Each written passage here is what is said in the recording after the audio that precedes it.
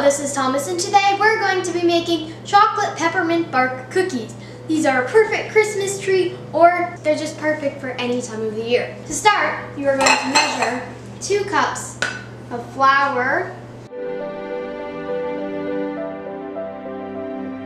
and a pinch of salt into a bowl. Now you're going to whisk that and set that off to the side.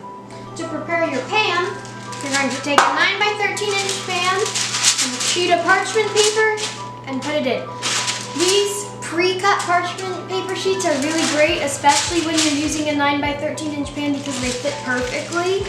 Well, almost perfectly, but close enough. And you're going to preheat your oven to 350. For the wet ingredients, you're going to put 2 sticks of softened butter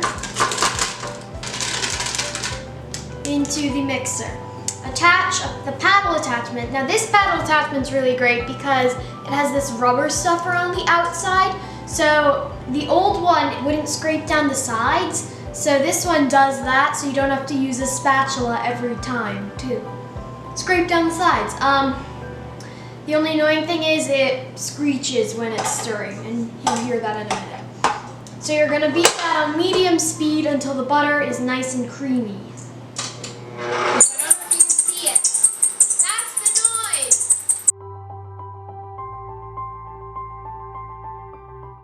Okay, now we're going to add in 1 cup of sugar, and you're going to beat that until the mixture is light and fluffy.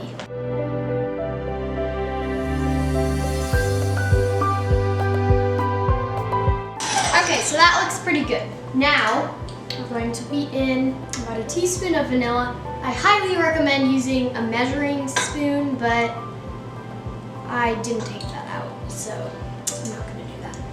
And then you're going to need an egg yolk. Crack the egg over the sink, take the top off, let the white drain. You can give it a little assistance. Dump it out into your hand and play with it between your fingers, letting the white drip out. Sometimes you may need to tug at these little things to get them off. Try not to break the yolk. I have done that many times before, and that's pretty good, so that'll go in there also. Now you're gonna beat that on medium speed until it's all combined. Now you're gonna beat in your flour mixture. This mixer is not the best. It's nice and powerful, but it makes it hard to add things into it. So I recommend getting a smaller one.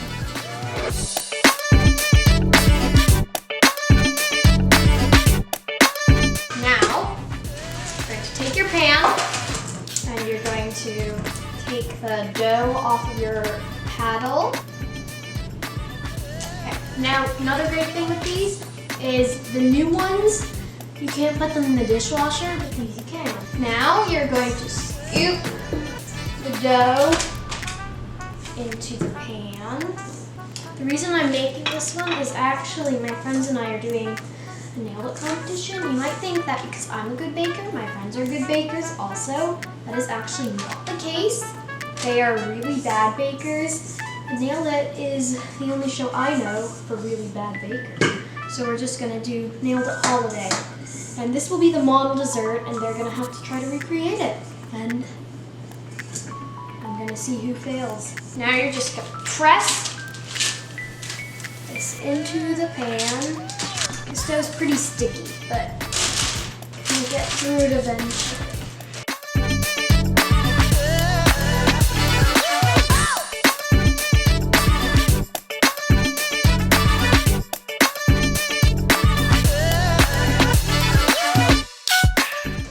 Now just try to get it as even as you can, and you need to slap it. That looks pretty good.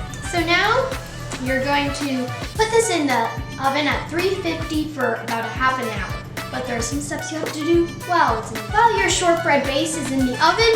You're going to need to chop 6 ounces of bittersweet chocolate, or 1.5 bars, into little pieces so you can put this on top. So I like to go diagonally.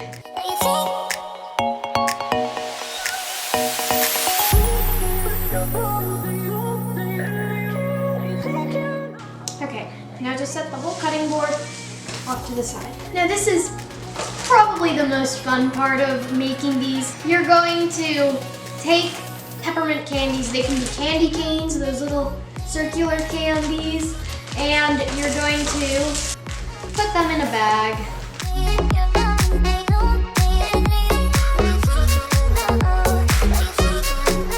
So I'm just gonna start with a few and figure out about how much that is, and then I'll do more. So then you're gonna zip your bag, and then you can use a rolling pin, you can use your hand, or you can use, I actually forget what this is called, it's like a meat mash or something, I don't know. And you're just gonna you're not gonna smash it too hard, and you don't wanna use a food processor because you still want there to be some chunks. You don't want it to be all ground up. So they're about that size, I don't know if you can see that. And you're gonna need about a half a cup of those crushed ones. So this is obviously not a half a cup. So this is like 1/8 of a cup. So you're gonna need a lot more than that.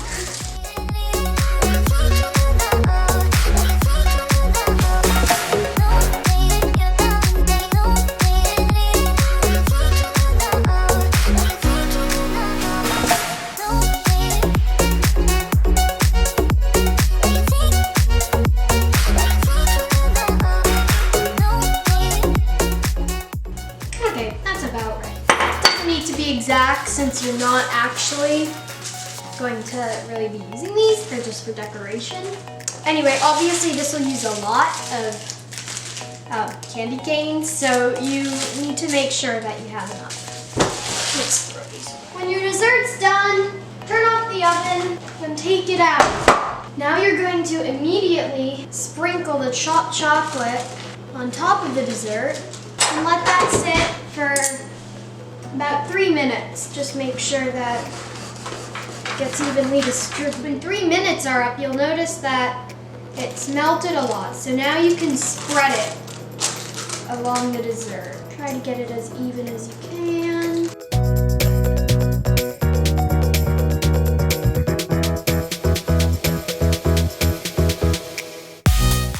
Okay, so now that that is all spread out, obviously you can make this.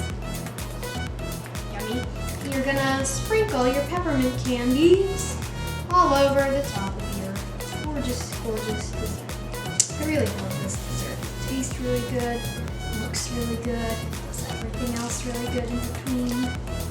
Okay, so now you're just gonna set that up. For this next step, you're gonna have to use a double boil. If you don't know what that is, it is a pan filled with a little bit of water, with a bowl, a heat-proof bowl on top, and then you put whatever you want to melt in.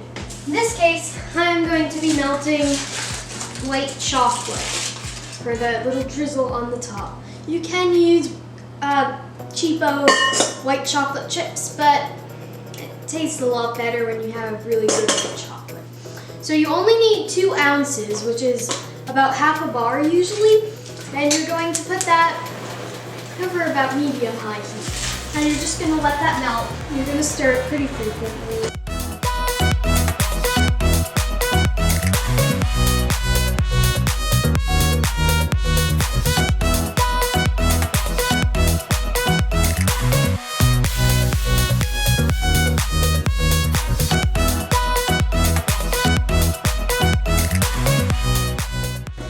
Okay, now you're going to remove that from heat. You're going to move it from the stove over to the oven mitt thing. Now you're just gonna, I haven't made this in like a year, so we'll try a spoon and, that's a butter knife. We'll try a spoon and a fork. And then you're just gonna like kind of spoon it over your little thing. Make it look nice and pretty.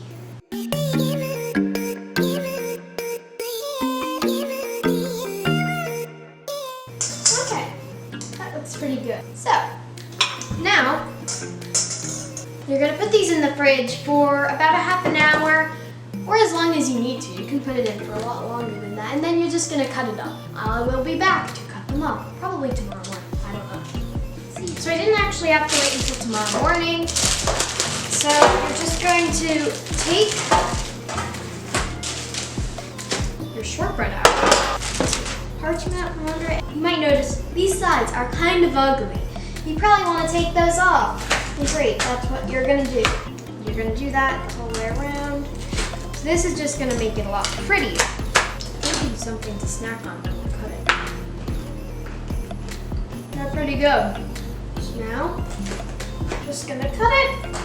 However big you want. I think I did like 8 by 1 maybe. Oh wow, they look so good. I really want to eat one. And you might be like, why don't you? And that is because I unfortunately cannot, because these are for nail day. So I'm just gonna put these on the tray for when we reveal what our awful bakers are going to be baking. I'm clearly gonna have to beautify this tray because there are a bunch of crumbs on it, but you get what it should look like. Hopefully yours look as good as these ones do. I'm pretty happy with how they turned out. See you next time.